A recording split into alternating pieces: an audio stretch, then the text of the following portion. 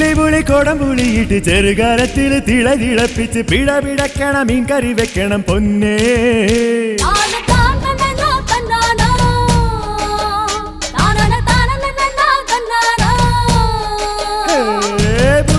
പുളി കൊടംപുളിയിട്ട് ചെറുകാലത്തിൽ തിളതിളപ്പിച്ച് പിടപിടക്കണം മീൻ കറി വെക്കണം പൊന്നേ.